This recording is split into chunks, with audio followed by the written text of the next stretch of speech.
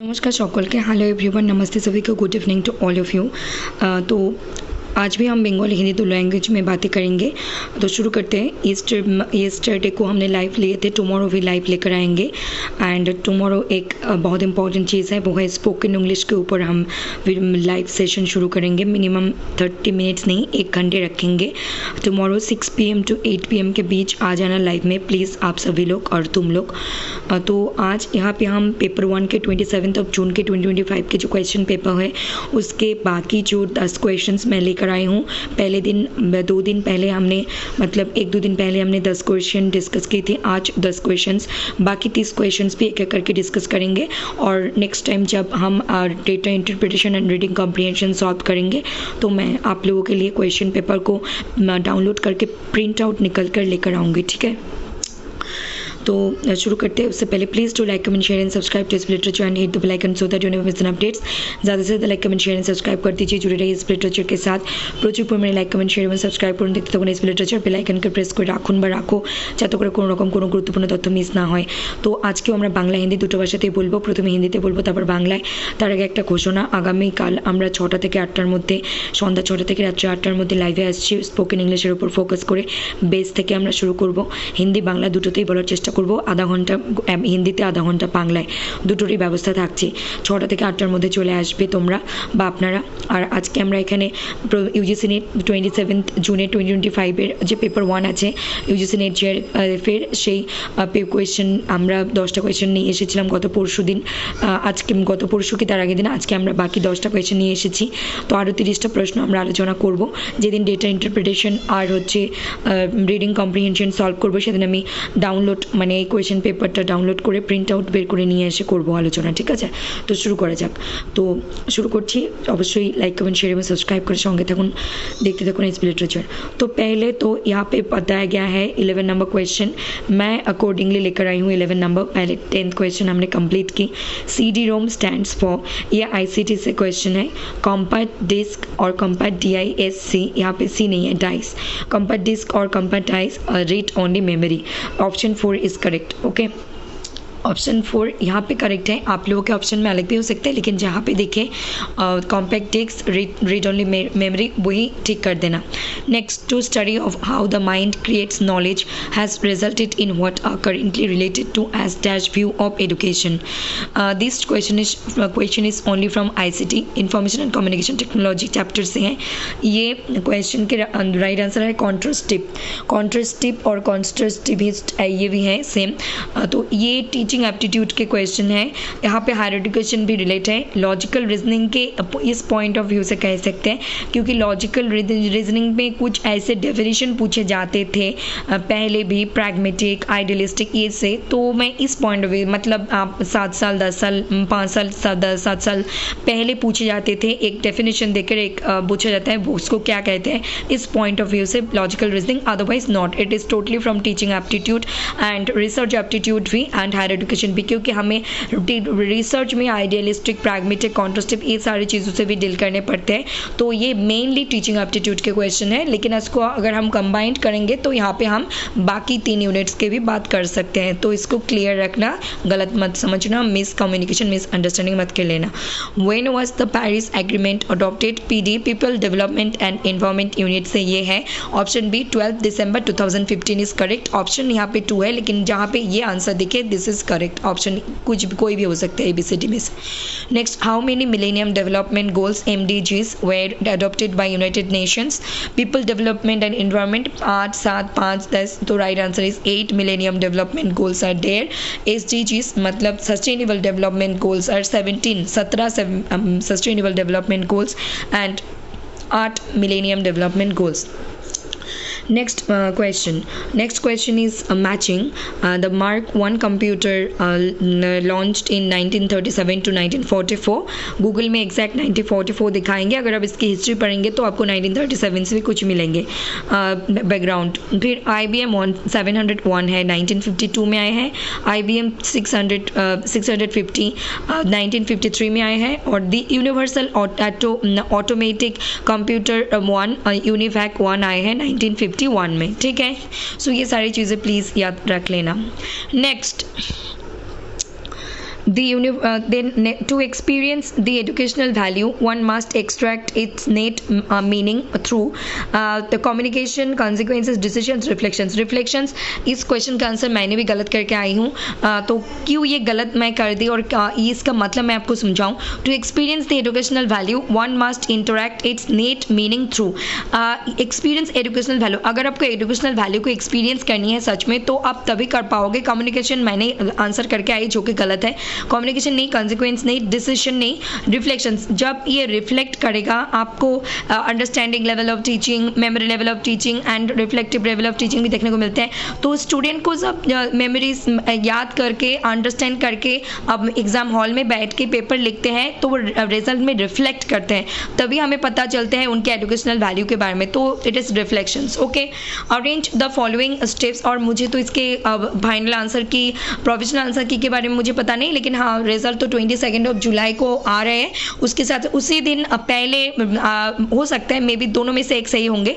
पहले आपको final answer की मिलेंगे, उसके बाद रिजल्ट, या उसी 22 जुलाई को, या फिर पहले आपको रिजल्ट मिलेंगे उसके साथ साथ फाइनल आंसर की. इन दोनों में से एक ही घटना हो सकता है हम लोगों के साथ. Next one, arrange the following steps in model of listening in sequence. This is from communication chapter, that's why I have written it. I am writing here com means not computer, commerce, it is communication chapter. Okay, so पहले है interpreting, responding, remembering, hearing, understanding. So the right answer is 2 and मैंने ये भी ठीक किए हैं exam hall में. मैंने ये ठीक किए, पता नहीं मैंने क्या करके आई, तो मैंने बहुत जाने पहचाने चीज़ों को खुद गलत करके आई. तो मुझे लग रहा है कि मिनिमम 50% आउट ऑफ 150% मार्क्स तो मिलेंगे पेपर 1 में. लेकिन पेपर 2 में मैंने तो अभी तक सॉल्व शुरू नहीं की और आंसर की चेक भी नहीं की, तो बाद में रिजल्ट के बाद ही एक बार में पता चलेंगे. सिर्फ आज 19, 20 और 1-2 दिन वेट कर लेते हैं, 20 and 21 दिन रिजल्ट मिल ही जाएंगे. तो पहले आपको हियरिंग सुनना है पहले, फिर सुनने के बाद आपको समझना है आखिर हमने क्या सुने.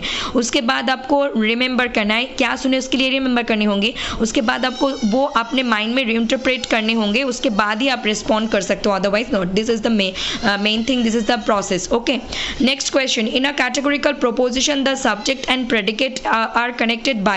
Option A question, option B fallacy, option C copula, option D mood. So this is from logical reasoning question, logical reasoning unit, and this is very interesting question. In a categorical proposition, the subject and predicate are connected by a copula. Copula यहाँ पे verb की तरह काम करते हैं subject and predicate में, जो कि logical reasoning में होते हैं. तो हमने already logical reasoning से हमें 4 questions देखने को मिले. पहले 3 दिन पहले वाला 3 क्वेश्चन, आज एक, total 4 questions. Which of the following is not an element of communication with the communication process cycle.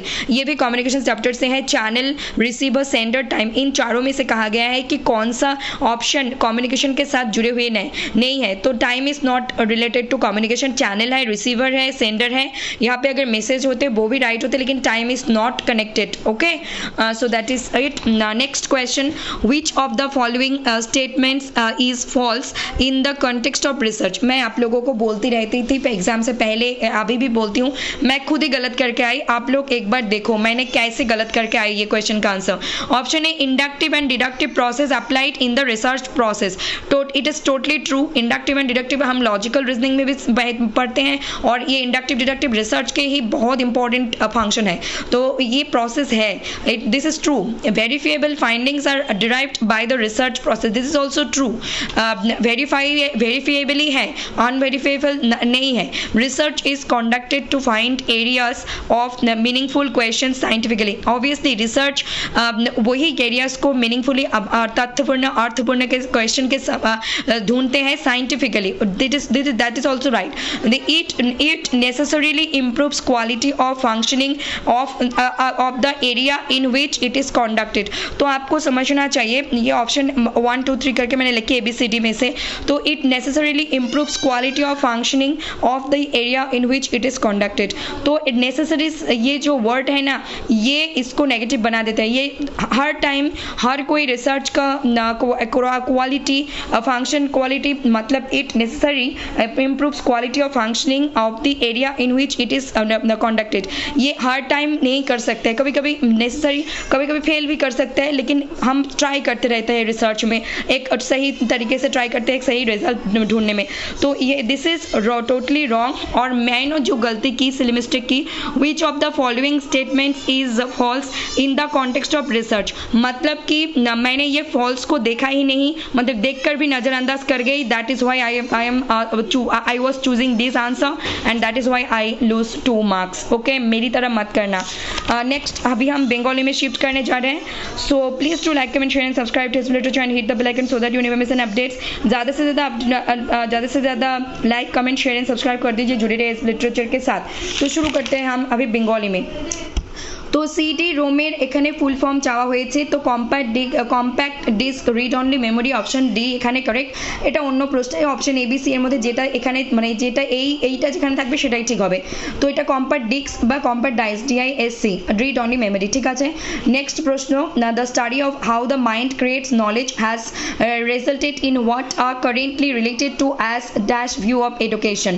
This is the right answer is contrastive. और ये टीचिंग एप्टीट्यूड के ही मेनली क्वेश्चन है, लेकिन यहाँ पे अगर हम ढूंढेंगे तो टीचिंग के साथ हायर एजुकेशन कनेक्टेड है. और लॉजिकल रीजनिंग में 5-7 साल पहले एक क्वेश्चन पूछे जाते थे डेफिनेशन वाला. वो रियलिस्टिक हो सकता है, आइडियलिस्टिक हो सकता है, प्रैग्मेटिक भी हो सकता है. प्रैग्मेटिक होते पारे, रियलिस्टिक होते पारे, आइडियलिस्टिक होते पारे. তারপর হচ্ছে গিয়ে ট্রু মানে আমরা যেটা এম্পিরিক্যাল বা আদার্স যেগুলো রিসার্চের ক্ষেত্রে বা এম্পিরিক্যাল তো রিসার্চে আছে, মানে এই ধরনের আমার এখন মনে পড়ছে না, যেটাকে আমরা মেটাফিজিক্যাল তো গেল ইংলিশে, মেটা অ্যানালিসিসও বলে দেখেছি. মানে যাই একটা ডেফিনিশন সংক্রান্ত আসতো, এই মুহূর্তে মনে পড়ছে না, বিগত কয়েকবার থেকে দেখছি না তো তাই মনে পড়ছে না, পরে বলে দেবো এই সম্পর্কে. আর লজিক্যাল রিজনিংয়েও আমরা কিন্তু এই হচ্ছে মানে এই যে সংজ্ঞা সম্পর্কে একটা আসতো. আর রিসার্চের ক্ষেত্রেও আমাদের রিয়েলিস্টিক, প্র্যাগমেটিক এগুলো মেটা কগনিটিভ এগুলো ম্যাটার করে, কিন্তু specially this is from teaching aptitude. কিন্তু এই কম্বাইন্ড যদি বলা যায় তো এগুলো সবগুলোর সাথে আমরা রিলেট করতে পারি. নেক্সট কোয়েশ্চেন, প্লিজ তোমরা এটা ভুল বুঝবে না, আমি যেটা বলতে চাইছি যেটা বোঝাতে চাইলাম সেই পয়েন্টটাকে বোঝার চেষ্টা করো, মিস কমিউনিকেশন বা মিস গাইড না হও. When was the Paris Agreement adopted? This is from People Development and Environment chapter. 12 December 2015 is the right answer. Next, how many Millennium Development Goals are there that were adopted by United Nations? This is also from People Development and Environment. 8, 7, 5, 10. The right answer is 8 Millennium Development Goals and 17টা sustainable development goals. তো next question, the mark 1 computer is এটা এসেছে 1937 থেকে 44-এর মধ্যে. যখন তোমরা direct গুগলে search করবে 1944টা দেখতে পারবে, তারপর যদি ব্যাকগ্রাউন্ড হিস্ট্রি পড়ো তখন 1937-এর প্রাধান্যটা বুঝতে পারবে. IBM 701 এসেছে 1952, IBM 650 এসেছে 1951, দি ইউনিভার্সাল অটোমেটিক কম্পিউটার 1 ইউনিভ্যাক 1 এসেছে 1900 কত খ্রিস্টাব্দে 51-তে.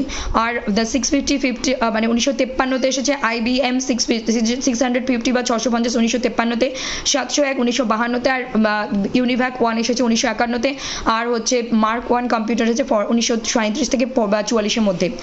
Next questions, to experience the educational value one must extract its net meaning through reflections, communications, consequences, decisions. তো রাইট আনসার ইজ রিফ্লেকশনস. আমি কি করে এই প্রশ্নের আনসারটা ভুল করে এলাম, কারণ আমি তখন ওটা পড়ে বোঝার চেষ্টা করিনি, তার জন্য আমি দিয়ে এসেছি কমিউনিকেশনস.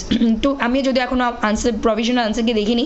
আর এখানে একটা কথা বলবো, ফাইনাল আনসার কি যে 22শে জুলাই আমাদের রেজাল্ট আসছে, তো প্রথমে হয়তো দেখা যেতে পারে প্রথমে ফাইনাল আনসার কি এলো 22শে জুলাই, সেদিনই হয়তো তারপর সাথে সাথে রেজাল্ট চলে এলো, বা প্রথমে রেজাল্ট আসতে পারে তার সাথে সাথে ফাইনাল আনসার কি, দুটোর মধ্যে একটাই হওয়ার সম্ভাবনা আছে. তো দুটোই পাচ্ছি আমরা 22শে জুলাই. রেডি থাকতে হবে সকাল থেকে একদম রাত পর্যন্ত, যে কোনো মুহূর্তে আসতে পারে. To experience the educational value one must extract it's net meaning through, মানে এখানে কমিউনিকেশন কনসিকুয়েন্স মানে তো আমরা জানি ঘটনা বলি, ডিসিশন মানে সিদ্ধান্ত বলি, কমিউনিকেশন মানে কথোপকথন সংযোগ স্থাপন করা, আর রিফ্লেকশনস মানে প্রতিফলিত হওয়া. তো এখানে উত্তরটা কেন রিফ্লেকশনস হবে, যখন আমরা টিচিং পড়ি memory level, understanding memory level, understanding level, reflective level.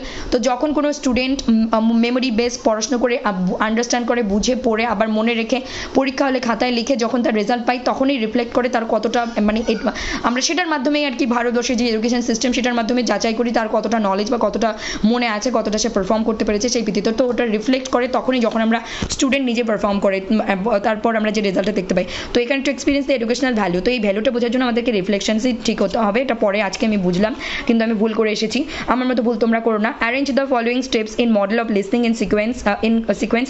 এটা কমিউনিকেশন, কম লেখা, এটা কমার্স নয়, এটা কম্পিউটার নয়, এটা কম মানে কমিউনিকেশন চ্যাপ্টার থেকে এসেছে, ইউনিট থেকে এসেছে। Interpreting, responding, remembering, hearing, understanding. তো অপশন বি 2, প্রথমে আমরা হিয়ার মানে শুনবো, তারপরে আমরা আন্ডারস্ট্যান্ড করবো, বোঝার চেষ্টা করবো, তারপরে আমরা সেটাকে মনে মনে আরও রিমাইন্ড করার চেষ্টা করবো, তারপরে আমরা এটাকে ইন্টারপ্রেট করার চেষ্টা করবো, তারপরেই রেসপন্ড করবো বা উত্তর দেবো। Next, in a categorical proposition the subject and predicate are connected by a question, a fallacy, a copula, a mood. A copula is the right answer. এটা লজিক্যাল রিজনিং এর প্রশ্ন, আর কপিউলা এখানে ভার্বের মতো কাজ করে, সাবজেক্ট আর প্রেডিকেটকে যে যুক্ত করে তাকে আমরা কপিউলা বলে থাকি। which of the following is not an element of communication with the communication process cycle? This is also from communication unit or communication chapter. channel, receiver, sender, time. channel, receiver, sender সবই কমিউনিকেশনের সাথে যুক্ত element, কিন্তু time নয়। এখানে যদি message থাকতো তাহলে চারটেই ঠিক হতো। টাইম আমাদের জীবনের জন্য গুরুত্বপূর্ণ, কিন্তু কমিউনিকেশনের জন্য টাইমের গুরুত্বটা দেওয়া হয়নি কোথাও কমিউনিকেশন চ্যাপ্টারে, ঠিক আছে? তো channel, receiver, sender. Next question, এখানে একটা খুব আমি যে একটা সিলিভিস্টিক বা বোকা বোকা ভুল করে এসেছি সেটা আজকে ধরতে পেলাম, সেটাও এখানে তোমাদেরকে আমি বলে দিচ্ছি। Which of the following statements is false in the context of research? প্রথমে আমি মিস করে গেছি ইজ ফলস। ইজ ফলস মানে মিথ্যে খুঁজে বের করতে হবে, আর আমি সেটা ভুলবশত মিথ্যেটাকে মানে ইজ ফলস না বুঝে যা করেছি অপশানে ঠিক করেছি, যেটা একদমই ভুল করে এসেছি আমি। তো এখানে যেটা মিথ্যে সেটা বের করতে হবে। Inductive and deductive process applied in the research process, এটা সত্য, কারণ ইন্ডাকটিভ আর ডিডাকটিভ লজিক্যাল রিজনিংয়েও খুব গুরুত্বপূর্ণ ভূমিকা আছে এবং রিসার্চের ক্ষেত্রেও আছে, তো এটা সত্য এবং এখানে কোনো ভুল বলছে না। Verifiable findings are derived by the research process, এই কোয়েশ্চেনটার হাতে লেখা বুঝতে অসুবিধা হলে আমি বলেই দিচ্ছি, প্রোনাউন্সিয়েশনগুলো তোমরা দেখে নিও। ভ্যারিফিয়েবল ফাইন্ডিংই আমরা রিসার্চ প্রসেসে ডিরাইভ করে থাকি, নাকি আনভেরিফিয়েবল বা ডিসভেরিফিয়েবল। ওকে, তো আমরা ভেরিফাই করেই তারপরেই আমরা ফাইন্ডিংগুলোকে রিসার্চের ক্ষেত্রে প্রসেসের ক্ষেত্রে যুক্ত করেই ডিরাইভ করি, ঠিক আছে? Next, research is conducted to find areas of meaningful question scientifically. This is also right, আমরা রিসার্চ কন্ডাক্ট করি বিভিন্ন ধরনের এরিয়ার অর্থপূর্ণ কোয়েশ্চেন সাইন্টিফিক্যালি বা বৈজ্ঞানিকভাবে খুঁজতে চেষ্টা করি, এটা ঠিক। Next, it necessarily improves quality of functioning of the area in which it is conducted. এই যে নেসেসারিলি কথাটা, কেউ যে ফলস কথাটাকে ইগনোর করবে সে ডেফিনেটলি এই কথাটাকে হয়তো সে সত্য করে দেবে এই চারটের মধ্যে, কারণ এটা আমি ভুল বা এই ফলসটা দেখিনি।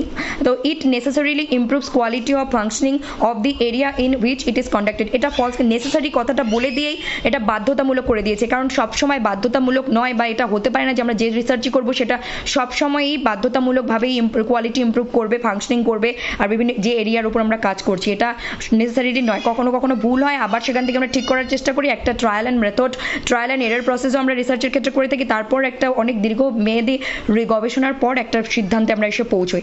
তো এই পয়েন্ট অফ ভিউ থেকে কিন্তু এটা আমি ভুল করে এসেছি। তোমরা আমার মতো সিলি মিস্টেক বোকামি ভুল করবে না। আমি যেটা পরীক্ষার আগে বারবার বলেছিলাম যে এগুলো আমরা এক্সেপ্ট, নিদার, নর, নট, ইজ ফলস এগুলো লক্ষ্য করি না, তো এই ইজ ফলসটা হয়তো বলিনি, এর জন্য হয়তো আমিও ভুল করে এসেছি। তো এই ধরনের ভুল কিন্তু আগামীতে করা যাবে না যে কোনো পরীক্ষার ক্ষেত্রে, ঠিক আছে? নমস্কার, আজকে এই পর্যন্তই থাকছে। সবাই ভালো থাকো, সুস্থ থাকো, দেখতে থাকো SB literature. Please to like, comment, share and subscribe to SB literature. Hit the bell icon so that you never miss an update. ज़्यादा से ज़्यादा like, comment, share and subscribe कर दीजिए। जुड़े रहिए एसबी लिटरेचर के साथ, बेल आइकन को प्रेस कर दीजिए ताकि आपको कोई भी इंपॉर्टेंट अपडेट्स मिस ना हो। प्रचुर परिमाणे like, comment, share and subscribe করুন, দেখতে থাকুন এসবি লিটারেচার।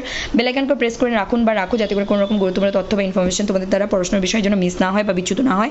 সবাই ভালো থাকো, সুস্থ থাকো, দেখতে থাকো এসবি লিটারেচার। আমরা একসাথে এগিয়ে যাব। আগামীকাল আবারও ঘোষণা করে দিচ্ছি আমরা স্পোকেন ইংলিশের উপরে সন্ধ্যা 6টা থেকে 8টার মধ্যে যে কোনো সময় 2 ঘন্টার ভেতরে যে কোনো সময় চলে আসছি। 1 ঘন্টা স্পোকেন ইংলিশ নিয়ে আলোচনা হবে প্রতি সপ্তাহে শনিবার রবিবার। আগামীকাল থেকে শুরু হচ্ছে সেটা 20th of जुलाई থেকে আমরা শুরু করছি। এটা একটা गुड न्यूज़। तो सभी लोग कल आ जाना शाम 6 बजे से 8 बजे के बीच। 1 घंटे हम डिस्कस करेंगे स्पोकन इंग्लिश के बेसिक से शुरू करेंगे। आधा घंटे बंगाली में, आधा घंटे हिंदी में, और साथ में तो स्पोकन इंग्लिश है तो इंग्लिश तो साथ में ही रहेंगे। सो सभी लोग स्वस्थ रहे, मस्त रहे, अपनी ज़िंदगी में आगे बढ़ते रहिए। नमस्ते, धन्यवाद, गुड नाइट, शुभ रात्रि सबाइके, शुभ रात्रि सभी को, नमस्ते, थैंक्स, टेक केयर।